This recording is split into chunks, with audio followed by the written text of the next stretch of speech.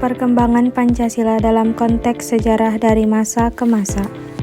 Pada awal kemerdekaan, Pancasila menjadi fondasi pemersatu bangsa yang baru lahir dari penjajahan. Pancasila tidak secara eksplisit menjadi dasar negara, tetapi nilainya tetap diterapkan. Pada era demokrasi terpimpin, Pancasila sering ditafsirkan sesuai kepentingan politik tertentu, namun nilainya tetap dijaga sebagai dasar negara. Sedangkan di masa Orde Baru, Pancasila masih dijadikan sebagai doktrin tunggal, di mana pemerintah saat itu menggalakkan penataran 4P untuk memperkuat pemahaman dan penerapan Pancasila di masyarakat. Namun pada masa ini Pancasila masih sering disalahgunakan untuk membatasi kepentingan politik dan kontrol kritik terhadap pemerintahan. Sehingga berakhirlah Orde Baru dan dimulailah Orde Reformasi. Beberapa peristiwa penting yang mengubahnya diantaranya adalah sebagai berikut.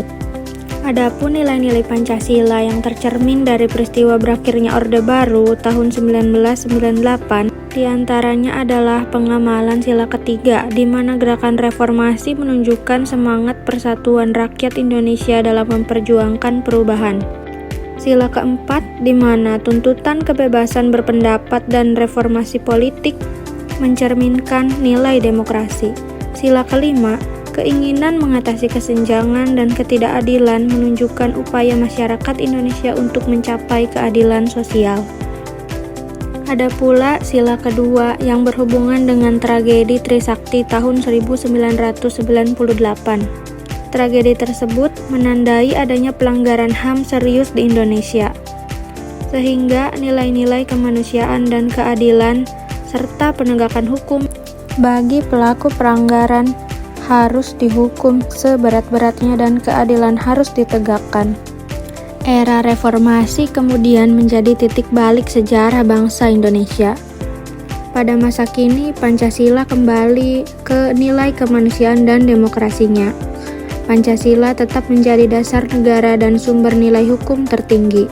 Penafsiran Pancasila menjadi lebih demokratis dan terbuka, sehingga tidak lagi menjadi sekedar alat politik bangsa.